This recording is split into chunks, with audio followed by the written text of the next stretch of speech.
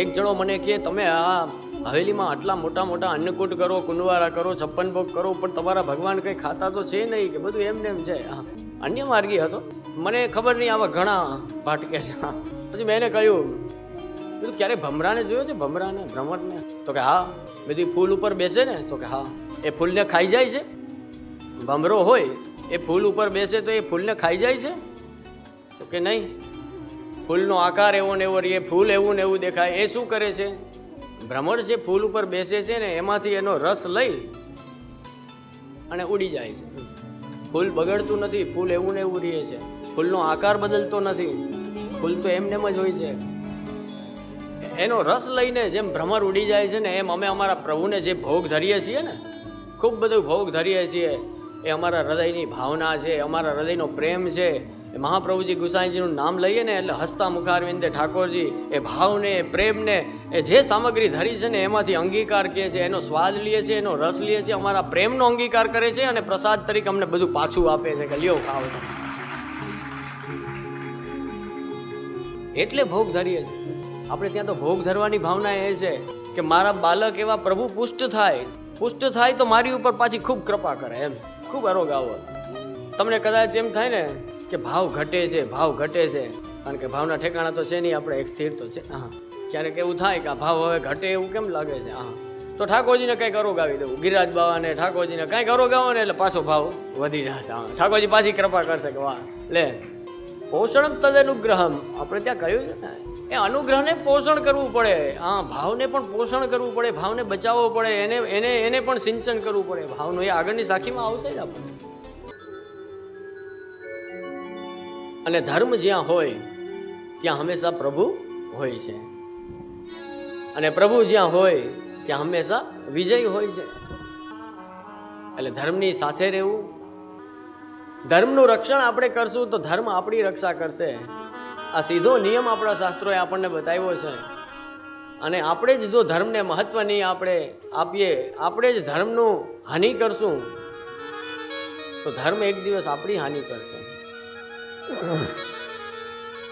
એક ઘડીના સ્મરણથી, એક ઘડી એટલે 24 મિનિટ જેટલો સમય કદાચ ગણતરી કરો ને તો થાય. આપણે ત્યાં મંગલ ભોગ, રાજભોગ, ગોપીવલ્લભ ભોગ, ઉત્થાપન બધા એ ઘડીના હિસાબથી છે. અડધી ઘડી, 1 ઘડી, 2 ઘડી, રાજભોગમાં 2 ઘડીનો સમય છે, ગોપીવલ્લભમાં 1 ઘડીનો સમય છે, દરેકે દરેક ઉત્સવના ઉત્સવ ભોગમાં 1 ઘડીનો સમય છે. અડધી ઘડી એટલે 12 મિનિટ. તો મંગલ ભોગ છે, ઉત્થાપન છે, એ બધા અડધી ઘડીનો સમય આવે છે. ઠાકોરજી આરોગે ને તો અડધી ઘડીનો સમય લેવો. અને એની સાથેની ભાવના ગૌદોહનની છે કે આપણે ત્યાં દર્શન ખુલે છે તો એ શા માટે ખુલે છે? એ ભાવના શું છે? વલ્લભ કુલને ત્યાં બિરાજમાન ઠાકોરજી બિરાજે છે તો એ નંદાલયમાં બિરાજે છે. તો તમને જ્યારે વૈષ્ણવને દર્શન થાય છે ત્યારે ક્યાં ભાવથી થાય છે? કે ઠાકોરજી ગૌદોહન કરવા માટે નંદાલયના આંગણામાં બહાર પધાર્યા અને તમે બધા દર્શન કરો છો, એ ભાવથી દર્શન થાય છે. 1 ગોદોહનનો સમય, 2 ગોદોહનના સમય જેટલો દર્શનનો સમય રહે છે. આપણે 1 ગોદોહનમાં 12 મિનિટ થાય, 2 ગોદોહન પ્રભુ 2 ગાયોને દોહે તો 24 મિનિટ થાય. એટલે દર્શનો પણ જો આપણે ત્યાં એટલી વાર જ ખુલ્લા રહે છે. આપણે મર્યાદા માર્ગની જેમ સવારે ખુલી ગયા તો બપોરે સાંજે બંધ થાય એવું નથી. આપણે આ બધી ભાવનાથી થાય છે. હા, બધા ગૌદોહનના સમય છે કે પ્રભુ ગૌદોહન કરવા બહાર પધારે ત્યારે દર્શન છે. એ ભોગના સમય છે તો એના આ તો ખાલી તમારી જાણકારી માટે કહું છું. પણ એ એક ઘડીના સ્મરણથી જુઓ, એ વલ્લભ વિઠ્ઠલના નામનો પ્રતાપ બલ કે એમનું એક ઘડીનું સ્મરણ પણ આપણા હજારો જન્મના પાપને રાખની જેમ કરી નાખે છે. જેમ લાકડું બળી જાય અગ્નિમાં, એમ આપણા બધાય પાપ છે એ બળી જાય છે. એ સામર્થ્ય શ્રી મહાપ્રભુજી ગુસાઈજીના નામનું છે. આગળના શ્લોકમાં, આગળની સાખીમાં, ધરણી અતિ વ્યાકુલ ભઈ વિધિસો કરી પુકાર, શ્રી વલ્લભ અવતાર લે તાર્યો સબ સંસાર. જ્યારે જ્યારે આ પૃથ્વી ઉપર પાપનું ભારણ વધે છે ત્યારે પૃથ્વી વ્યાકુલ થઈને કે હવે પ્રભુ સહન નથી થતું, બ્રહ્માજી પાસે જાય છે. બ્રહ્માજી એમને ઠાકોરજી સુધી પહોંચાડે છે. ઠાકોરજીને વિનંતી કરે છે કે હવે આ ધરતી ઉપર ભાર બહુ વધી ગયો છે પાપનો અને પાપીઓનો, આપ પધારો, અવતાર લ્યો અને સજ્જનોનું, જે ધર્મ પરાયણ છે એવા લોકોનું આપ રક્ષણ કરો, પાપીઓનો આપ નાશ કરો. ત્યારે દરેકે દરેક ભગવદ અવતારો થયા છે. ભગવાન પણ સત્ય સંકલ્પ છે, પોતે પ્રતિજ્ઞા કરી છે કે યદા યદા હિ ધર્મસ્ય ગ્લાનિર ભવતિ ભારત અભ્યુત્થાનમ અધર્મસ્ય તદાત્માનમ સૃજામ્યહમ પરિત્રાણાય સાધુનામ વિનાશાય ચ દુષ્કૃતામ ધર્મ સંસ્થા પુનાર્થાય સંભવામી યુગે યુગે. આ આપની પ્રતિજ્ઞા છે. અત્યારે કલિયુગમાં જ્યારે ધરણી વ્યાકુલ થઈ, કારણ કે શ્રી મહાપ્રભુજીનું પ્રાગટ્ય થયું ને, ત્યારે કંઈ વાતાવરણ સારું નહોતું, ઉલટાનું અત્યારે સારું છે. ત્યારે તો મ્લેચ્છ રાજા હતા, અત્યારે તો ડેમોક્રેસી છે, અત્યારે તો જે ધર્મ પાળવો એ છૂટ છે, લોકતંત્રમાં છીએ આપણે સૌ. ત્યારે તો મ્લેચ્છો રાજા હતા, અને મ્લેચ્છ રાજા જેવા આદેશ ને જેવા ઓર્ડર પાસ કરે, આપણે ત્યાં કહે છે ને રાજા વાજા ને, એ બધા એક સરખા હોય છે. એટલે એ તો મન થાય એમ નવાબ હોય, રાજા હોય, મન થાય એમ કહી દે આ ધર્મ પાળવાનો, 11 નહીં કરવાની. મારા વાલા બહુ અઘરું હતું એ સમયે. એ તો આપણા પૂર્વાચાર્યોનું સામર્થ્ય છે, શ્રી મહાપ્રભુજી ગુસાઈજીનું સામર્થ્ય છે, શ્રી ગોકુલનાથજીનું સામર્થ્ય છે કે આપણા ધર્મને ટકાવી રાખ્યો, આપણા ધર્મને બચાવી રાખ્યો. આ કંઠી પહેરી શકીએ છીએ, આ તિલક કરી શકીએ છીએ, અને હું વૈષ્ણવ છું એમ કહી શકીએ છીએ ને, તો આપણા આચાર્યોને ધન્યવાદ આપો, આપણા આચાર્યોનો આભાર માનો કે આજે આપણે એક વૈષ્ણવ છે એમ બોલી શકીએ છીએ, અને આ કંઠી પહેરી શકીએ છીએ, આ તિલકને ધારણ કરી શકીએ. ત્યારે આજથી 400-500 વર્ષ પહેલા જો ન બચાવ્યું હોત ને, તો આજે આપણે આ કરી ન શકત. આપણે અન્ય ધર્મમાં ક્યાંક ઉભા હોત મારા વાલા. આપણે પુષ્ટિ માર્ગીએ છીએ, આપણા પૂર્વાચાર્યોને ધન્યવાદ છે. જેટલા પણ આપણા ચરણારવિંદમાં આપણે દંડવત કરીએ એટલા ઓછા છે કે આપણે એ સમયે પધારીને તાર્યો સબ સંસાર, કે આપણા સંસારને બચાવ્યો.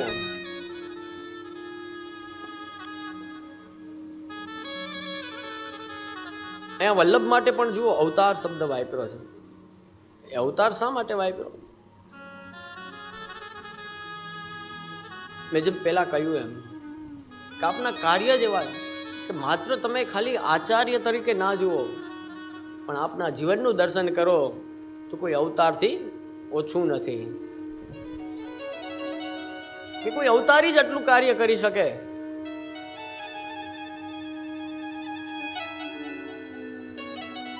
એ સમયે જે પણ આ મુગલ બાદશાહો હતા, આખા ભારત ઉપર એમની સલ્તનત હતી, એવા પણ આપણા આચાર્યોના દર્શન કરવા આવતા અને એની સામે નીચા નમી ગયા બધા. એ કોઈ સાધારણ ગુરુનું કામ નથી કે કોઈ સાધારણ બ્રાહ્મણનું કામ નથી. આપણા ધર્મને ટકાવી રાખ્યો હોય, આ તો કોઈ ભગવદ અવતાર હોય, આ એનું જ કાર્ય છે. કે અકબર બાદશાહ જેવો અકબર બાદશાહ પણ આમ દર્શન કરે શ્રી મહાપ્રભુજી ગુસાઈજીના મુખારવિંદના દર્શન કર્યા, અને એને મનમાં એમ થઈ ગયું, નાવમાં જતા હતા ગુસાઈજી સંધ્યા વંદન કરતા હતા, ઘાટ ઉપર બિરાજતા હતા, ઠકરાણી ઘાટ ઉપર, અને અકબર બાદશાહે દર્શન કર્યા તો કે આ તો કોક મહાન પુરુષ લાગે છે. તો કે તો શ્રી ગોકુલના ગુસાઈ છે. તો કે ગોકુલના ગુસાઈ છે, મને તો એ ગોકુલના નાથ જેવા, એટલે કે મને તો કૃષ્ણ જેવા જ લાગે છે. બોલો, અકબર જેવા. અકબર બાદશાહ પોતે એમ કે છે, એ આપણા ગુરુનું એ. એટલા માટે અહીંયા અવતાર શબ્દ વાપર્યો છે કે સાક્ષાત પૂર્ણ પુરુષોત્તમ રૂપે શ્રી મહાપ્રભુજી ગુસાઈજી બિરાજે છે. એટલે જ આગળ કહ્યું કે શ્રી ગુસાઈજીના સ્વરૂપની સમજૂતી આપી છે આપણને કે શ્રી વલ્લભ રાજકુમાર બીનું મિથ્યા સબ સંસાર, ચઢી કાગજ કી નાવ પર કહો કો ઉતર્યો પાર. પેલા ઉદાહરણ સમજાવી દઉં. કાંઈ ઉદાહરણ આપ્યું છે, કાગળની નાવ છોકરાઓ બનાવે ને, એ કેટલીક વાર ટકી શકે. કાગળ ભીનો થાય એટલે ફાટી જાય, તૂટી જાય, ડૂબી જાય, એમાં પાણી ભરાઈ જાય. તો કાગળની નાવ હોય તો એનું કેટલુંક આયુષ્ય. તો અન્ય માર્ગમાં અન્યનું ભજન, આ બધી કાગળની નાવ છે. આપણા જીવનું સાધન બલ આ કાગળની નાવ છે. એનાથી કાંઈ નહીં થાય. એ બહુ લાંબુ ટકી નહીં શકે, એનાથી આ ભવસાગરને પાર નહીં કરી શકાય, એનાથી આ સંસારને પાર નહીં કરી શકાય. તો પાર કેનાથી થશે? તો કે શ્રી વલ્લભ રાજકુમાર બેનું મિથ્યા સબ સંસાર. આપણો સંસાર છે ને, એ સંસારને લૌકિકમાંથી અલૌકિક કોઈ બનાવ્યો હોય ને તો એ શ્રી વલ્લભ રાજકુમાર શ્રી ગુસાઈજીએ બનાવ્યો છે. નહીં તો આપણા સંસારમાં લૌકિક લૌકિક અને લૌકિક જ હોત. આ કૃષ્ણ સેવા ઘરે પધરાવીને આપણા પ્રભુને, એ પૂર્ણ પુરુષોત્તમને આપણા ઘરમાં પધરાવ્યા અને સેવા માર્ગ પ્રગટ કર્યો. એ રાગભોગ શૃંગારને એ સેવામાં પ્રયોજ્યા, આપણી ચિત્તવૃત્તિઓને લૌકિકમાંથી અલૌકિક તરફ વાળી. આટલી મોટી કૃપા શ્રી ગુસાઈજી આપણા ઉપર કરી છે ને, આપણા સંસારને અલૌકિક બનાવ્યો છે. ને નહીં તો ખાલી લૌકિક હોત તો એ મિથ્યા હતો સંસાર. એ મિથ્યા સંસારને આપણે ઉત્તમ સંસાર બનાવી દીધો છે. એ સામર્થ્ય શ્રી વલ્લભ રાજકુમારનું છે. એ ભાવનું શ્રી ગુસાઈજીનું સ્વરૂપ બતાવતું એક બહુ સુંદર કીર્તન આપણા અષ્ટસખાઓએ ગાયું છે. એનો આનંદ લઈએ અને પછી વલ્લભ સાખીના ક્રમમાં આગળ વધીએ. કે ઘર પ્રભુ જો ફિર અવતાર ન ધરતે. કે શ્રી મહાપ્રભુજીને ત્યાં, મહાપ્રભુજીના ઘરે ફરી પાછા પ્રભુએ અવતાર ધારણ કર્યો છે.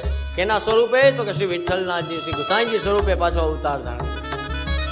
અને એના આ ખાલી અમે હવાની વાતો નથી કરતા, આના ઉદાહરણો છે મારા વાળા, પ્રમાણ છે. અગ્નિ પુરાણ, અગ્નિ સંહિતા. મહાપ્રભુજીનું પ્રાગટ્ય તો સંવત 1535માં થયું. અગ્નિ પુરાણ અને અગ્નિ સંહિતા તો હજારો વર્ષ પહેલા લખાઈ ગઈ. ત્યારે એમાં ઉલ્લેખ હતો કે કલિયુગના આ સમયમાં દ્વિજકુલમાં, એટલે કે બ્રાહ્મણોના કુલમાં, આચાર્ય પરંપરામાં શ્રી વલ્લભ અને શ્રી વિઠ્ઠલ રૂપે સાક્ષાત કૃષ્ણ ફરી પાછા અવતાર લેવાના છે. આ એ જ ભાવનું કીર્તન અહીંયા આપણને અષ્ટસખા સમજાવે છે. શ્રીમદ વલ્લભ કે ઘર પ્રભુ જો ફેર અવતાર ન ધરતે હો તો હમ સરીકે મૂઢ પતિત જન, એટલે કે પાપથી ગ્રસ્ત અને મૂઢ એટલે કે જે શાસ્ત્રોને જાણતો નથી, જે ભગવાન કેમ પ્રાપ્ત થાય એની કઈ ગતાગમ નથી, એનો કોઈ માર્ગ જેની પાસે નથી, એવા મૂઢ પતિજન કહો કેસે નિસ્તરતે. જો ગુસાઈજી પ્રગટ ના થયા હોત, શ્રી વિઠ્ઠલનાથજી પ્રગટ ના થયા હોત તો આપણું શું થાત? એ વિચારે આમ તો ઓલું કે ને ધ્રુજાવી દેવો છે કે મહાપ્રભુજી ગુસાઈજી ના હોત તો કેવી ખરાબ સ્થિતિમાં આપણે હોય. આગળ કહ્યું છે, જે આવત ને આપણને બીવડાવત. કોઈ પણ દેવ, કોઈ પણ આવીને અત્યારે ઘણા ને બીવડાવે ને, હા હું તારું આમ કરી દઈશ ને, આમ કરી દઈશ ને, એ બધા અલગ અલગ દેવના નામ લખ્યા છે. હા બધે જવું પડે. ઓલા કાલ મેં નતું કહ્યું બેન 7 વાર રે બેન. હા સોમવાર આનો, મંગળવાર આનો, બુધવાર આનો, ગુરુવાર આનો, શુક્રવાર આનો, એ બધાનો એમાંથી જ નવરા ન થાય. ધન્ય છે શ્રી મહાપ્રભુજી ગુસાઈજીની આપણી ઉપર કૃપા છે કે આપણે એના માર્ગમાં છીએ, કે આ બધાથી બીવું તો નથી પડતું. હા આપણે બીજાને બીવડાવાય નથી, પણ આપણે ન બીવાય. વૈષ્ણવ કોઈ દિવસ ડરે નહીં કોઈનાથી. કોઈનાથી તો શું, કોઈના બાપથી ના ડરે. હા એનું નામ વૈષ્ણવ, એનું નામ મહાપ્રભુજીનો સેવક, એનું નામ ગુસાઈજીનો સેવક. ક્યાંક જ્ઞાનની સાધના થાય, ક્યાંક કષ્ટ પડે, ક્યાંક કર્મની સાધના, ક્યાંક ઉપાસના, ક્યાંક આરાધના, એમાં ને એમાં જીવન આખું એની મેં પછી મરતે, એમાં ને એમાં જીવન વયું જાત ને એમાં હેરાન થયા સિવાય બીજું કાંઈ કામ નથી. આ ભગવદ રસનો આનંદ ક્યારે લૂંટી શકત આપણે? આ સેવાનો આનંદ ક્યારે લૂંટી શકત? આ કીર્તનોનો, આ ભગવદ ગુણગાનનો, આ લીલાનો આનંદ ક્યાંથી? એમ નવરા થાવ તો કરો ને.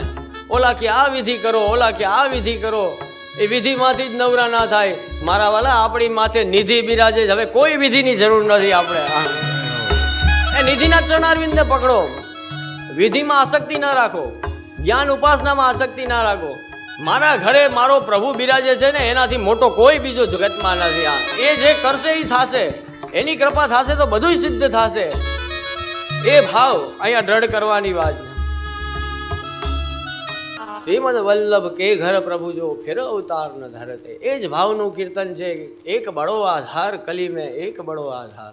શ્રી ગુસાઈજીના પ્રાગટ્યથી તો જેને કહેવાય ને, જુઓ મહાપ્રભુજી છે ને આ માર્ગના સૂર્ય સમાન છે. ભક્તિ માર્ગાબ્જ માર્તંડ. આ સમગ્ર વૈષ્ણવ સૃષ્ટિ ઉપર આપ સૂર્યની જેમ કૃપા કરે છે. ભક્તિ માર્ગાબ્જના માર્તંડ, કે આ બીજને ખીલવવા માટે આપની કૃપા જરૂરી છે. ભક્તિ માર્ગના સૂર્ય શ્રી મહાપ્રભુજી છે, અને ભક્તિ માર્ગના ચંદ્રમાં આપણા શ્રી વિઠ્ઠલનાથજી ગુસાઈજી છે. શ્રી વિઠ્ઠલનાથ ચંદ ઉગ્યો જગ મેં, ભક્તિ ચાંદની છાંયે રહી. એટલે શ્રી વિઠ્ઠલનાથજી અને શ્રી ગુસાઈ શ્રી મહાપ્રભુજી સૂર્ય અને ચંદ્ર રૂપી બંને સ્વરૂપથી આપણા ઉપર કૃપા વિચારી રહ્યા છે. ત્યારે તો આપણો જે બીજ ભાવ છે એ દરરોજ પુષ્પિત થાય છે, પલ્લવિત થાય છે, મોટો થતું જાય છે. અને એક દિવસ એને ભક્તિનું મોટું વટવૃક્ષ બનાવવાનું છે આપણે. એ બીજ ખાલી બીજને બીજ ના રહે મારા વાલા, એ ધ્યાન રાખો. બ્રહ્મસંબંધ વખતે ગુરુદેવે જે હૃદયમાં કૃષ્ણ માટે ના ભાવનું, પ્રેમનું જે આપણે નિવેદન કર્યું, ત્યારે જે બીજનું રોપણ કર્યું છે ને, એ બીજને હવે સિંચનથી, સત્સંગથી આપણે મોટું કરવાનું છે. ઘણાઈને તો અંકુરે નથી ફૂટતા, એમને એમ છે. બ્રહ્મસંબંધ વખતે રોઈપું, રહી ગયું. હા, હવે જમીનમાં દબાયેલું છે, એને કંઈક બહાર ઉગે એવું કરો. હા, દરરોજ એ વૃક્ષ બને, એ હૃદયમાંથી, એ શ્રીનાથજી માટે, કૃષ્ણ માટેનો પ્રેમ આપણા હૃદયમાં જાગે. એવા આપણા પ્રયત્નો હોવા જોઈએ, એવો આપણો સત્સંગ હોવો જોઈએ. એવા લોકો સાથેનો સંગ કરો. આપણા 84,252 દર્શન કરો, જેનાથી એ બીજ છે એ કંઈક મોટું થાય. એને સિંચન આપો, એને જલ આપો. એવા ભાવથી અને સરળ આપણા માટે એટલે છે કે આપણી માથે શ્રી મહાપ્રભુજી ગુસાઈજી બિરાજે છે, કે એને સિંચન કઈ રીતે આપવું અને કેમ મોટું કરવું એ પણ આપણને બતાવે છે અને માર્ગદર્શન કરે છે. અહીંયા આ 20 સાખી પૂર્ણ થાય છે. 21મી સાખીથી આપણા વલ્લભ સાખીના ક્રમને હવે આગળ વધારીએ. દરેક ગાન કરશો કે જ્યારે આપણે આ સાખી લીધી કે શ્રી વલ્લભ કલ્પદ્રુમ ફલ્યો, ફલ લાગ્યો વિઠ્ઠલેશ, શાખા સબ બાલક ભય તાકો પાર ન પાવત શેષ. અને આપણે જો બાળકોની પધરામણી વધતી ગઈ પ્રગટ આદરણીય શ્રી જયવલ્લભ લાલજીનું ખૂબ ખૂબ હૃદયથી આપણે સૌ સ્વાગત કરીએ. આજે આપના વચનામૃતનો પણ આપણને સૌને લાભ પ્રાપ્ત થવાનો છે. બસ આ 5 સાખીના ભાવને યથામતી સમજીને આજના આ સત્સંગને વિરામ આપશું. અને ત્યારબાદ શ્રી જયવલ્લભ લાલજીને આ વૈષ્ણવ ઉપર કંઈક આપના વચનોની અને આશીર્વચનોની કૃપા વસ્તી કરવા માટે વિનંતી કરીએ છીએ. આપનો ખૂબ ખૂબ સ્નેહ છે. પ્રતિવર્ષ આપ મહાપ્રભુજીના ઉત્સવની સભામાં, શોભાયાત્રામાં તો પધારે જ છે. કલયુગનું ધર્મ બતાવ્યું કે કલયુગ કેવો છે એ આપણને બતાવ્યું છે કે કલયુગને સબ ધર્મ કે દ્વાર જ રોકે આય. કોઈ પણ ધર્મનું આચરણ કરવું હોય તો એના માટે આપણે ત્યાં શાસ્ત્રમાં એમ કહ્યું છે કે દેશ, કાલ, દ્રવ્ય, કર્તા, મંત્ર અને કર્મ, આ 6 એના મુખ્ય અંગો છે. એ શુદ્ધ અવસ્થામાં આપણને પ્રાપ્ત થાય, શુદ્ધ અવસ્થામાં આપણને મળે તો તમે જે કર્મ કરો છો કે જે કંઈ કરો છો, જે ધર્મ કરો છો, એ ફલિત થાય. ફલિત થાય મતલબ એનું રિઝલ્ટ આવે. શ્રી કૃષ્ણાશ્રય ગ્રંથમાં શ્રી આચાર્ય ચરણે આપણને એ જ સમજાવ્યું છે કે કલયુગમાં સૌથી મોટી પ્રોબ્લેમ કઈ છે તો કે વેદમાં જે ધર્માચરણ કરવાનું કહ્યું છે, જે ધર્મ આચરણની આજ્ઞા કરી છે, એ ધર્મનું આચરણ કરવું મુશ્કેલ બની ગયું છે, દુષ્કર થઈ ગયું છે. અને એના માટે જ આપણે શ્રી કૃષ્ણાશ્રય ગ્રંથ લખ્યો છે. સર્વ માર્ગેષુ નસ્તેષુ કલૌ ચ ખલ ધર્મિણી. ખલ ધર્મ વાળો કયો કલયુગને, કે કલયુગ જે કેવો છે કે દુષ્ટ ધર્મ વાળો છે. કલયુગ શું કામ કરે? તમને નાનકડું ઉદાહરણ આપું. તમારે ઘરે ઠાકોરજીની સેવા બિરાજતી હોય, તમે સેવામાં દરરોજ એક સમય નક્કી છે, મંગલા કરાવો છો, તે દિવસે પેલા ગાદલામાં પૈડાર્યો ઉઠો જ નહીં ને એમ પ્રમાદવશ, આળસવશ એમ થાય કે હવે થોડીક વાર પછી જગાડશું ઠાકોરજીને, તો સમજો કે આ કલયુગ આવ્યો. આ કલયુગ છે ને દુષ્ટ ધર્મ વાળો, ખલ ધર્મ વાળો છે. તમે દરરોજ જપપાટ કરો, ઠાકોરજીના કથા કીર્તન કરો, અને આજે એમ થાય કે ના ના હવે પૈડા જઈએ, ખાઈ પીને મજા કરો ને. બહુ લેવાય ગયું. પાછી આશ્ચર્યની વાત એ છે કે બધાને સંતોષ બહુ થઈ જાય તરત. અલૌકિકમાં કંઈક કર્યું હોય ને તો કે બહુ લેવાઈ ગયું, ભગવાનનું નામ, બસ હવે ઘણું થઈ ગયું. તરત આમ શાંતિ સંતોષ તરત થઈ જાય. એમાં અસંતોષ રહેવો જોઈએ. હજી કાંઈ નામ નથી લેવાનું, હજી કાંઈ સેવા નથી થઈ, હજી કાંઈ કીર્તન નથી થયા, હજી કાંઈ સત્સંગ નથી થયો, એની બદલે એમાં તરત બંધ જ કરી દે. બહુ ઘણું આજ ભગવદ વાર્તા ઘણી વચાઈ ગઈ, બહુ બંધ કરો. આ જે બધું થાય છે ને, આ દાખલા આપવાનું કારણ કે તમે સમજી શકો કે આ કલયુગ કઈ સિંગડા લઈને નહીં આવે સામે બીવડાવવા આપણને કે હું કલયુગ છું. એ કલયુગ એટલે એક ટૂંકી વાત સમજો કે આપણને આપણો ભગવત ધર્મ ન કરવા દે એટલે કલયુગ જીતી ગયો અને આપણે હારી ગયા. અને કદાચ ગમે એવું હોય તો એ આપણે ઠાકોરજીની સેવા ન છોડીએ, ઠાકોરજીનું નામ ન છોડીએ, ઠાકોરજીના કથા કીર્તન ન છોડીએ એટલે સમજો કે આપણે જીતી ગયા અને કલયુગ હારી ગયો. કલયુગને હરાવવાનો એક જ ઉપાય છે કે મજબૂતાઈથી એની સામે એવા ડટીને ભગવત નામ લ્યો અને ભગવત સેવા કરો. કલયુગ કેટલું જોર કરી શકશે, કરીને કેટલીક તાકાત બતાવશે. જરૂર બલશાલી જરૂર છે, પણ આપણા પ્રભુ અને મહાપ્રભુનું નામ છે ને એનાથી અનેક ગણું બલશાલી છે, એનાથી એ ભાગશે. કલયુગનો પ્રવેશ જ્યાં સુધી ઠાકોરજી બિરાજતા હતા ને ત્યાં સુધી તો હતો પણ નહીં. પ્રભુ સ્વધામ પધાર્યા પછી તો કલયુગનો પ્રવેશ છે, ત્યાં સુધી એની હિંમત નથી કે આવી શકે. અને આપણે ત્યાં ધર્મગ્રંથોમાં પુરાણોમાં લખેલું છે કે કલયુગના 10,000 વર્ષ સુધી વિષ્ણુનું ભજન થશે, વિષ્ણુના દરેક અવતારોનું ભજન થશે, કથા કીર્તન થશે. એ 10,000 વર્ષ પછી કંઈ નહીં થાય. અત્યારે 5,120 વર્ષ થયા છે આ કલયુગને. હજી ઘણા વર્ષ કથા કીર્તન ભગવદ ભજન થવાનું છે. 10,000 વર્ષ પછી આ ભૂતલ ઉપર કોઈ કથા કીર્તન વિષ્ણુનું ભજન નહીં હોય એમ સ્પષ્ટ લખેલું છે. અને ત્યારે મારે વાલા સાચી જમાવટ કલયુગની ત્યારે આવશે. અત્યારે તો એ બિચારો થાકી જાય. અત્યારે કલયુગ જેમ એમ કે ને કે આ ઘરમાં પ્રવેશું ત્યાં તમે ચાલુ કરી દો ડઢઈને ચરણ અને કેરો એટલે ભાગી જાય. તમે જેવું કંઈક કલયુગને એમ થાય કે આના ઘરમાં પ્રવેશું ત્યાં ઠાકોરજીની સેવા ચાલુ કરી દે એટલે કલયુગ ભાગી જાય. કોઈ પુસ્તક ઉઘાડી લ્યો તમે, ભગવદ વાર્તા વાંચવા માંડો એટલે કલયુગ ભાગી જાય. કલયુગને જોઈએ એવું મોકળું મેદાન નથી મળતું હજી. એ કારણ શું? કારણ કે હજી આ ભૂતલ ઉપર ભક્તો છે, હજી આ ભૂતલ ઉપર ભક્તિ છે, હજી આ ભૂતલ ઉપર એ ભગવાનના પ્રિય ભક્તો જ્યાં સુધી એનું નામ લેતા રહેશે, જ્યાં સુધી એની સેવા કરતા રહેશે, જ્યાં સુધી એના કથા કીર્તન કરતા રહેશે, ત્યાં સુધી કલયુગની તાકાત નથી કે આપણા ઘરમાં કે આપણા કોઈ પણ આપણા હૃદયમાં, આપણા મનમાં, આપણા વિચારમાં પ્રવેશી શકે. કોઈ જગ્યાએ ના પ્રવેશી શકે. કૃષ્ણાશ્રય ગ્રંથમાં પણ શ્રી મહાપ્રભુજીએ એક શ્લોકમાં એ બધાની નિરર્થકતા બતાવી છે કે આ બધું નિરર્થક છે. અત્યારના સમયમાં એ દેશ શુદ્ધ હોવો જોઈએ, ભૂમિ શુદ્ધ હોવી જોઈએ, સમય શુદ્ધ હોવો જોઈએ, એમાં જે દ્રવ્ય વપરાય છે, એમાં જે સંપત્તિ વપરાય છે, એમાં જે કાંઈ પણ એનું સાહિત્ય છે, કર્મ તમે કરો છો એનું, એ બધું શુદ્ધ હોવું જોઈએ. એને કરનારો કર્તા શુદ્ધ હોવો જોઈએ. એમાં બોલનારા મંત્ર છે એ શુદ્ધ રીતે બોલાવા જોઈએ. જ્યારે આ બધું કમ્પ્લીટ હોય ને ત્યારે આપણને કાંઈક એ કર્મનું ફલ પ્રાપ્ત થાય. હવે બધું નિરર્થક થઈ ગયું છે અત્યારના સમયમાં. આપણે પોતે જ વિચાર કરીએ તો સમજી શકીએ છીએ કે કરતા કરનારો છે એણે કોઈ દિવસ પાપ નહીં કર્યું હોય, એ ભૂમિ શુદ્ધ હશે, ત્યાં કોઈ દિવસ પાપનું આચરણ નહીં થયું હોય. એવું તો દુર્લભ છે ને. આ બધું છે શુદ્ધ હોવું એ દુર્લભ છે. એટલે શ્રી મહાપ્રભુજી કહે છે વેદનો વિરોધ નથી કરતા. ઘણા બહુ ઉલટું સમજી જાય છે કે હવેલી વાળા આમ ને હવેલી વાળા આમ. એવું નથી. પુષ્ટિ માર્ગ વાળા આમ ને પુષ્ટિ માર્ગ વાળા આમ, એવું કાંઈ નથી. મહાપ્રભુજી દરેક વાત પ્રેક્ટિકલ કરી છે કે જે તમે સમજો, એના લોજિકને સમજો, એના તર્કને સમજો.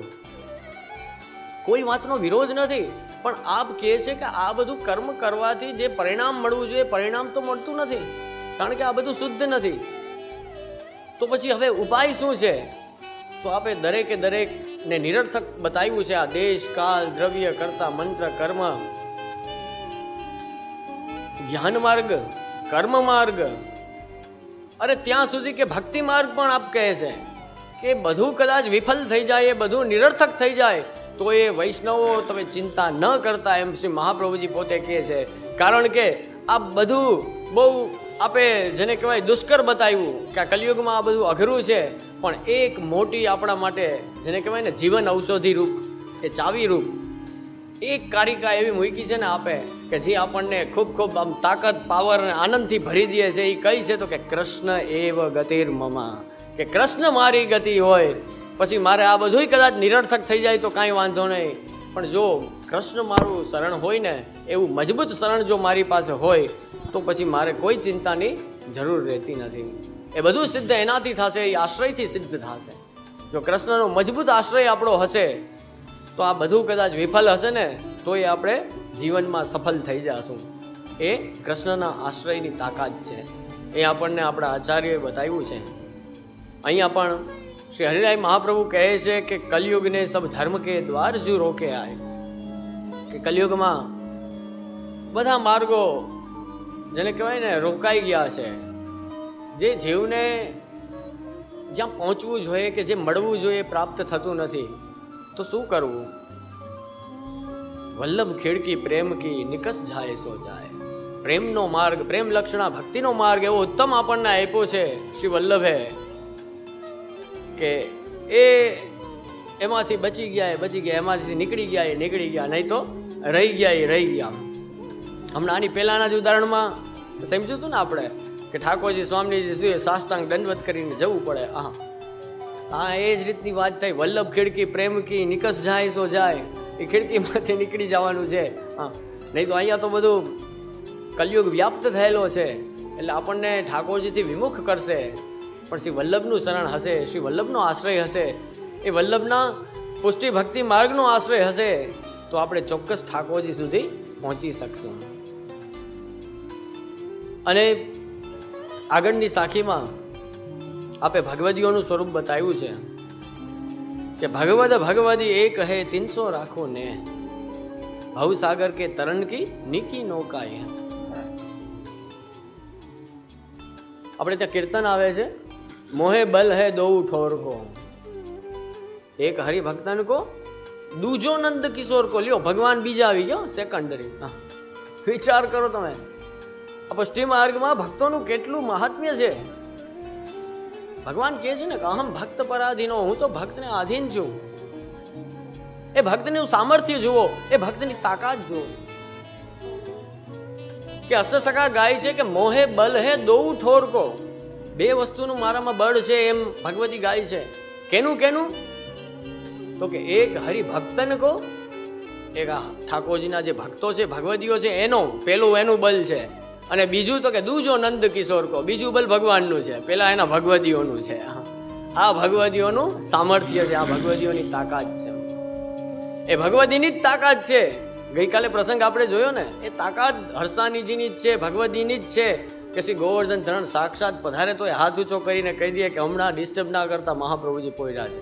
આ ભગવતીય સિવાય, આ ભક્ત સિવાય કોઈ ના કરી શકે. આપણે ત્યાં કહ્યું છે કે ભક્તિ ભક્ત ભગવંત ગુરુ નામ ચતુ વપુ એક. કંઈ પણ બોલો તમે, ભક્તિ બોલો, ભક્ત બોલો, ભગવાન બોલો કે ગુરુ બોલો, ભક્તિ ભક્ત ભગવંત ગુરુ નામ ચતુ વપુ એક. ઇનકે સુમિરન કિએ તે નાસે વિઘ્ન અનેક. અનેક વિઘ્ન કદાચ હશે ને, તમે ભક્તિનું સ્મરણ કરો, ભગવાનનું સ્મરણ કરો, એના ભગવદીઓનું સ્મરણ કરો કે ગુરુનું સ્મરણ કરો. આ ચારેયના અર્થ એક જ થાય છે.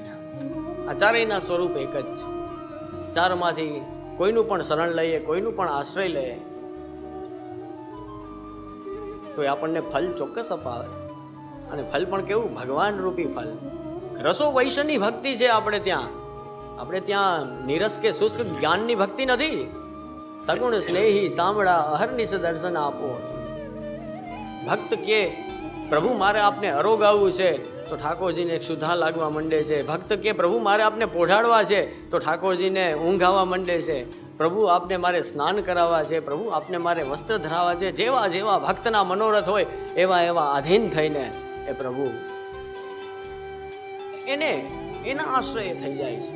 કૃષ્ણાશ્રયની ટીકામાં શ્રી ગોખલેશ પ્રભુ બહુ સુંદર આજ્ઞા કરે છે કે આ કૃષ્ણાશ્રયના પાઠ કરવાથી, ઠાકોરજીની સન્મુખ કૃષ્ણાશ્રયના પાઠ કરો ને, કે આ કૃષ્ણાશ્રયના પાઠ કરવાથી જીવનો ઠાકોરજીમાં આશ્રય સિદ્ધ થાય તો બહુ સાધારણ વાત છે. વલ્લભની વાણીની તાકાત છે, એમાં કઈ આશ્ચર્ય નથી, એમાં કોઈ અચરજ નથી કે સાધારણ જીવ કદાચ કૃષ્ણાશ્રયનો પાઠ કરવા માંડે તો એનો કૃષ્ણમાં આશ્રય સિદ્ધ થઈ જાય, તો બહુ સાધારણ વાત છે. પણ આ તો પુષ્ટિ માર્ગ છે. શ્રી ગોકલેશ પ્રભુ આજ્ઞા કરે છે કે કૃષ્ણાશ્રય વલ્લભની વાણીની તાકાત એવી છે કે કૃષ્ણાશ્રયના પાઠ દરરોજ કરો, દરરોજ કરો, દરરોજ કરો તો તમારો આશ્રય તો ઠાકોરજીમાં સિદ્ધ થઈ જાય. પણ એક દિવસ એવો આવે કે કૃષ્ણનો આશ્રય તમારામાં થઈ જશે. એ કૃષ્ણાશ્રયનું ફલ કયું છે વિચાર તો કરો. ત્યારે જ આપણે ત્યાં ગાય છે ને ભગવતી, હું જ્યાં જ્યાં જાઉં પૂઠે પૂઠે આવે, વગર બોલાવ્યો માલા બેલડા ચડાવે. આપણે ત્યાં ગાય છે ને, હા, શ્યામ લગ્યો સંગ ડોલે, માઈ મેરો શ્યામ લગ્યો સંગ ડોલે, જીત જાઉં તિત આડો ही આવે, બિના બુલાયો બોલે. ભગવાન ભક્તની પાછળ પાછળ ફરવા માંડે, ભાવની પાછળ દોડે છે.